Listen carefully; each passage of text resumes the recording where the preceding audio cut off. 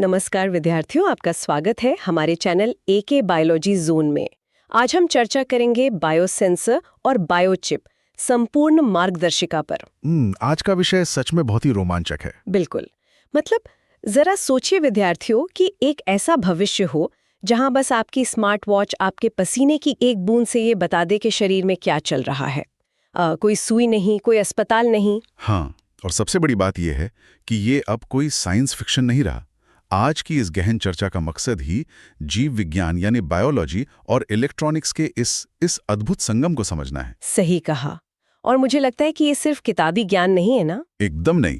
देखिए, जब हम इसे असल दुनिया में देखते हैं ना, तो ये बड़ी बड़ी बीमारियों को पकड़ने का एक बहुत ही आधुनिक तरीका है। मतलब ये सीधे तौर पर लोगों की जान बचाने वाली तकनीक है। अरे वाह! तो चलिए फिर बिल्कुल बेसिक से शुरू करते हैं। अगर हम बायोचिप जैसी कॉम्प्लेक्स चीज को समझना चाहते हैं तो सबसे पहले हमें बायोसेंसर को समझना होगा। तो ये बायोसेंसर असल में होता क्या है? तो तकनीकी भाषा में कहें तो बायोसेंसर एक विश्लेषणात्मक उपकरण है। इसका मेन काम किसी विशिष्ट एनालाइट को खोजना है। एनालाइट मतलब? वो चीज जिसे हम टेस्ट कर रहे हैं। बिल्कुल। और इसे खोजने के लिए यह उपकरण एक जैविक पहचान तत्व यानी बायोलॉजिकल रिकॉग्निशन एलिमेंट को एक फिजिकल ट्रांसड्यूसर के साथ जोड़ देता है। अच्छा, तो ये काम कैसे करता है? बस यूं समझ लीजिए कि शरीर की किसी जैविक प्रतिक्रिया को ये एक ऐसे इलेक्ट्रिकल सिग्नल में बदल देता है जिसे हम स्क्रीन पर पढ़ सकें।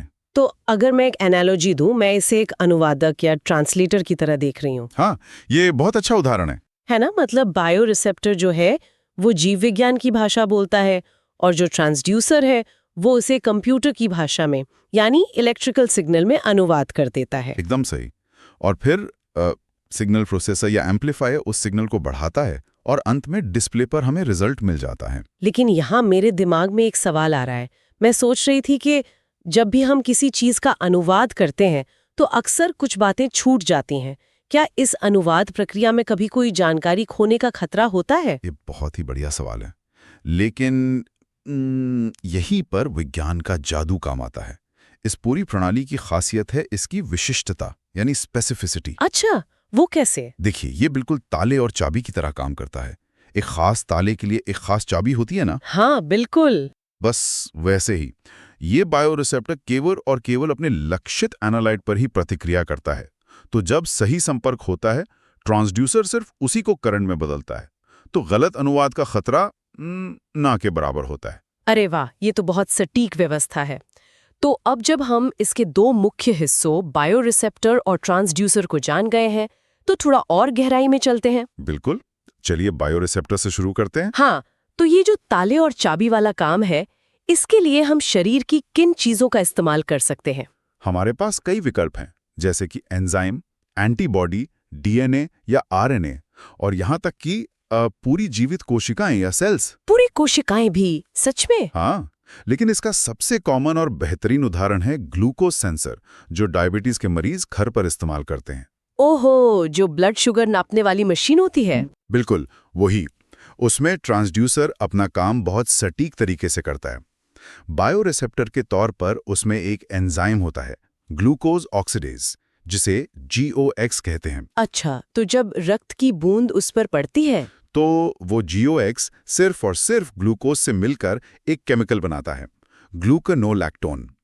और इस पूरी प्रक्रिया में ना इलेक्ट्रॉन्स निकलते हैं। और यही इलेक्ट्रॉन्स फिर करंट बनाते हैं? एकदम सही। इसे डायरेक्ट इलेक्ट्रॉन ट्रांसफर कहते हैं। जितना ज्यादा ग्लूकोज उतने ज्यादा इलेक्ट्रॉन और उतना ही बड़ा रीडिंग। ये तो बहुत क्लियर हो गया। लेकिन रुकिए, आपने पहले कहा था कि बायोरिसेप्टर के रूप में हम पूरी कोशिकाएं भी इस्तेमाल कर सकते हैं। हाँ, बिल्कुल कर सकते हैं। तो फिर हम केवल एंजाइम जैसे छोटे तत्वों का उपयोग क्यों करते हैं? मेरा मतलब है, क्या एक पूरी कोशिका का उपयोग करना अधिक आसान नहीं होना चाहिए? वो तो पहले से ही मौजूद है। सुनने में ये आसान लगता है, लेकिन विज्ञान में हमें विशिष्टता चाहिए होती है। एक जीवित कोशिका ना एक बहुत बड़ी फैक्ट्री की तरह है। अच्छा, मतलब उसमें एक साथ बहुत कुछ चल रहा होता है। बिल्कुल, उसमें एक साथ हजारों रिएक्शन हो रहे हैं। अगर हम पूरी कोशिका का इस्तेमाल करेंगे तो वो कई तरह की प्रतिक्रियाएं दे सकती है। रिजल्ट में शोर बहुत होगा। ओह, अब समझी। जो कि एक एंजाइम जैसे कि GOX उस फैक्ट्री का एक ऐसा वर्कर है जिसे सिर्फ एक ही काम आता है, तो वो हमें सटीक रिजल्ट देता है। क्या बात है। मतलब कोशिका एक पूरी भीड़ है और एंजाइम एक स्नाइपर है जो सिर्फ अपने लक्ष्य पर फोकस करता है। बहुत बढ़िया एनालॉजी है। शुक्रिया। अच्छा, अब ट्रांसड्यूसर पर आते हैं। चूंकि हमें इलेक्ट्रिकल सिग्नल ही चाहिए, तो इन बदलावों को मापने के कितने तरीके हैं हमारे पास? मुख्य रूप से 4 तरीके हैं। पहला तो वही इलेक्ट्रोकेमिकल, जो सीधे करंट या चालन को मापता है, जैसे ग्लूकोज बायोसेंसर में। हाँ, वो तो समझ आ गया। दूसरा है ऑप्टिकल यानी प्रकाशीय ट्रांसड्यूसर, जो प्रकाश या सरफेस प्लाज्मॉन रेजोनेंस यानी एसपीआर में होने वाले बदलाव को पकड़ता है। और बाकी 2? तीसरा बहुत दिलचस्प है, पीजो इलेक्ट्रिक। ये द्रव्यमान यानी मास में हुए बदलाव को नापता है, वो भी फ्रीक्वेंसी शिफ्ट के जरिए। और चौथा है थर्मल, जो केमिकल रिएक्शन से होने वाली गर्मी को मापता है। अगर मैं इसे इंसानी इंद्रियों से जोड़कर देखूं तो इलेक्ट्रोकेमिकल छूने जैसा है, ऑप्टिकल देखने जैसा है और थर्मल गर्मी महसूस करने जैसा है ना? अरे वाह, क्या बात है, बिल्कुल सही। लेकिन मैं ये सोच रही थी कि हमें इतने सारे प्रकारों की आवश्यकता क्यों है? क्या सिर्फ इलेक्ट्रोकेमिकल से हमारा सारा काम नहीं चल सकता? वो तो सबसे आम है ना? ऐसा नहीं हो सकता, क्योंकि हर जैविक प्रतिक्रिया एक जैसी नहीं होती। अच्छा। हाँ, कुछ प्रतिक्रियाओं में इलेक्ट्रॉन्स नहीं निकलते, बल्कि थोड़ा सा प्रकाश उत्पन्न होता है। कुछ में सिर्फ गर्मी निकलती है। ओह, तो अलग-अलग आउटपुट के लिए अलग-अलग ट्रांसड्यूसर चाहिए। बिल्कुल। और कुछ मामलों में, जैसे जब कोई वायरस एंटीबॉडी से जुड़ता है, तो बस थोड़ा सा द्रव्यमान बढ़ता है। उसे पकड़ने के लिए पीजोइलेक्ट्रिक ट्रांसड्यूसर ही चाहिए। समझ गई। मतलब जिस तरह की बात हो रही है, हमें कान भी वैसे ही लगाने पड़ेंगे। एकदम सही। तो अब इतने सारे विकल्पों के साथ एक आदर्श सेंसर में क्या गुण होने चाहिए और हम असल जिंदगी में उनका उपयोग कहाँ करते हैं? देखिए, एक आदर्श बायोसेंसर के 5 प्रमुख गुण माने जाते हैं। एक तरह का पेंटागन। पहला, विशिष्टता, यानी सिर्फ अपने टारगेट को पहचाने। हाँ। दूसरा, संवेदनशीलता। तीसरा, गति या स्पीड। चौथा, प्रजनन क्षमता यानी रिप्रोड्यूसिबिलिटी, यानी बार बार समान और सटीक रिजल्ट देना। और पांचवा है स्थिरता। और इनके उपयोग बहुत जगह हैं। चिकित्सा में बीमारियों की जांच के लिए, पर्यावरण में प्रदूषण मापने के लिए और फूड क्वालिटी कंट्रोल में भी। अच्छा, पर हम चाहते हैं कि एक सेंसर में ये 5 गुण हो, लेकिन क्या व्यवहारिक रूप से ये संभव है या हमें हमेशा संवेदनशीलता और गति के बीच कोई समझौता करना पड़ता है? आपने बिल्कुल सही नस पकड़ी है। असल दुनिया में ये 5 गुण एक साथ 100% पाना बहुत मुश्किल है। तो मतलब कहीं ना कहीं समझौता करना पड़ता है। हाँ, और सबसे बड़ी सीमा है एंजाइम की अस्थिरता। अस्थिरता से आपका क्या मतलब है? देखिए, एंजाइम शरीर के अंदर एक खास माहौल में रहते हैं। जब हम उन्हें निकालकर किसी मशीन या सेंसर पे लगाते हैं, तो उनका जीवन काल सीमित हो जाता है। वो जल्दी खराब हो सकते हैं। ओह, तो सेंसर की एक्सपायरी डेट इसी वजह से होती है? बिल्कुल। और ये वैज्ञानिकों के लिए आज भी एक बड़ी चुनौती है। ये तो बहुत दिलचस्प है। खैर, हमने सिंगल सेंसर में तो महारत हासिल कर ली है, लेकिन क्या हो अगर हम इसे इतना छोटा कर दें कि एक ही सतह पर ऐसे हजारों सेंसर लगा सकें? और यहीं से जन्म होता है बायोचिप का, जिसे हम मल्टीप्लेक्स इवैल्यूएशन भी कह सकते हैं। तो बायोचिप असल में एक छोटे बायोसेंसर से कैसे अलग है? देखिए, बायोचिप में लघुकरण यानी मिनिएचराइजेशन का कमाल है। ये एक बहुत ही छोटा उपकरण है, लेकिन ये एक छोटी सी सतह पर एक साथ हजारों जैविक प्रतिक्रियाएं कर सकता है। मतलब एक साथ हजारों टेस्ट? हाँ, इसे हम विज्ञान की भाषा में उच्च थ्रूपुट या हाई थ्रूपुट कहते हैं। इसका कोई उदाहरण है क्या? सबसे अच्छा उदाहरण है डीएनए माइक्रोअरे, जिसे जीन चिप भी कहते हैं। इसके मुख्य रूप से 4 चरण होते हैं। अच्छा, वो कौन से हैं? पहले चरण में चिप पर हजारों प्रोब्स फिक्स किए जाते हैं। दूसरे चरण में जिस डीएनए नमूने की जांच करनी है, उसे एक डाई के साथ लेबल किया जाता है ताकि वो चमक सके। बिल्कुल। फिर तीसरे चरण में संकरण या हाइब्रिडाइजेशन होता है। हाइब्रिडाइजेशन मतलब नमूना और प्रोब आपस में जुड़ जाते हैं। एकदम सही। और फिर चौथे चरण में मशीन से उन संकेतों को पढ़कर देखा जाता है कि कौन से जीन्स सक्रिय या एक्सप्रेस हुए हैं। अरे वाह! तो इसी तरह प्रोटीन का भी टेस्ट होता होगा? हाँ, प्रोटीन माइक्रोएरे में हम रोग निदान के लिए प्रोटीन इंटरैक्शंस का पता लगाते हैं।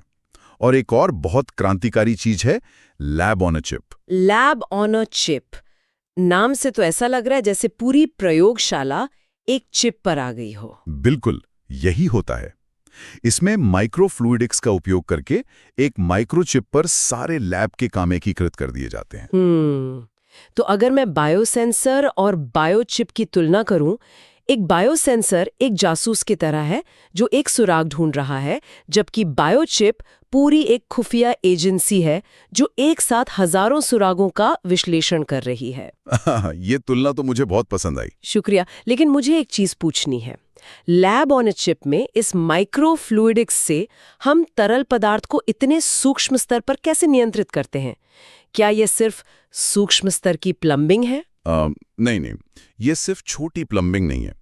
जब हम सूक्ष्म स्तर या माइक्रो स्केल पर जाते हैं ना, तो तरल पदार्थों के भौतिक नियम पूरी तरह बदल जाते हैं। अच्छा, नियम बदल जाते हैं। हाँ, वहाँ गुरुत्वाकर्षण से ज्यादा सरफेस टेंशन काम करता है, जिससे हम बिना किसी भारी पंप के तरल का बेहद सटीक प्रवाह करवा सकते हैं। इसी से तो एक ही समय में पैरेलल एनालिसिस या समानांतर विश्लेषण संभव हो पाता है। ये तो सच में कमाल की इंजीनियरिंग है। अच्छा, बायोचिप इतनी बेहतरीन तकनीक लगती है, लेकिन हर चीज के दो पहलू होते हैं।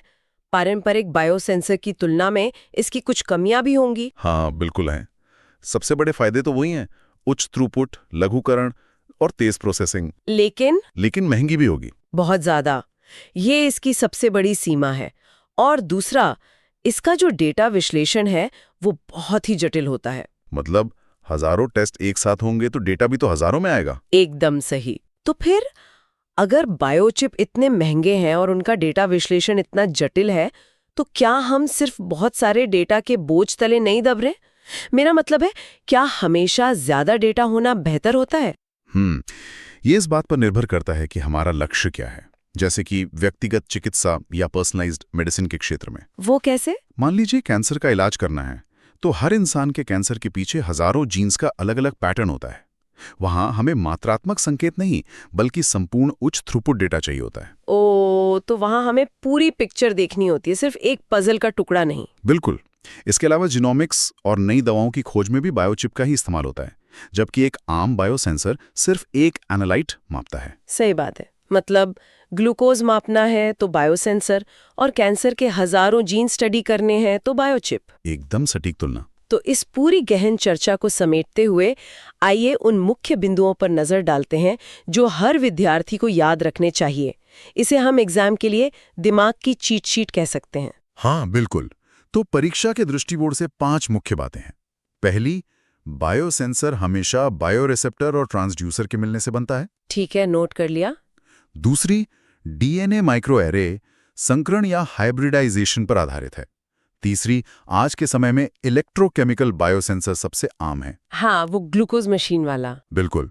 चौथी बात, लैब ऑन चिप हमेशा माइक्रोफ्लूइडिक्स का उपयोग करता है। और पांचवी, बायोचिप की सबसे बड़ी खासियत है कि ये समानांतर विश्लेषण यानी पैरेलल एनालिसिस को सक्षम करते हैं। बहुत खूब।